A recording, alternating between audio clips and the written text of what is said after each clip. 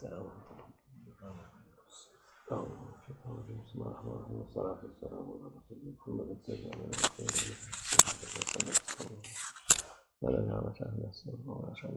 سيدنا محمد وعلى طریقتنا الصحبة والخير في الجمعية. رسول اللہ صلی اللہ علیہ وسلم کی سنت کو پورا کرنے کے لیے انشاءاللہ آج ہم سفر پر جائیں گے.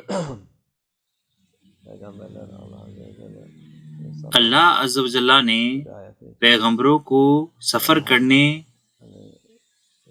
کا حکم دیا لوگوں کو ہدایت پر لانے کے لیے. سارے پیغمبر ایک جگہ سے دوسری جگہ پر گئے لوگوں کو حق کی دعوت دینے کے لیے. اللہ ہماری مدد کرے کہ ہم ان کے راستے پر چلیں. انشاءاللہ وہ ہمیں کامیاب کرے. ہمارا یہ سفر اللہ کی رضا کے لیے ہے، اس کا کوئی اور مقصد نہیں ہے، یہ مزے کے لیے نہیں ہے. ہمارے بھائی اور مومنین ہمارا وہاں جانا انہیں اچھا لگتا ہے.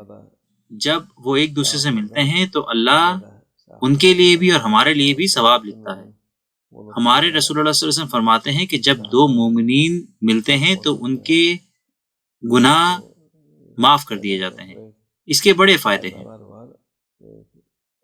جب یہ اللہ کی رضا کے لیے ہوتا ہے اس میں اچھائی ہوتی ہے. جب یہ نفس کے لیے ہوتا ہے تو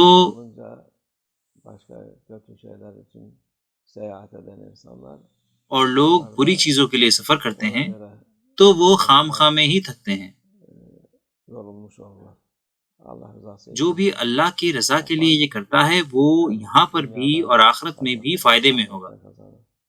اللہ ہمارے ایمان کو مضبوط فرمائے، ہم اللہ کی رضا پائیں. انشاءاللہ ہم اس دنیا میں بھی کمائیں اور اللہ ہمیں آخرت میں بھی کمانا نصیب فرمائے. انشاءاللہ.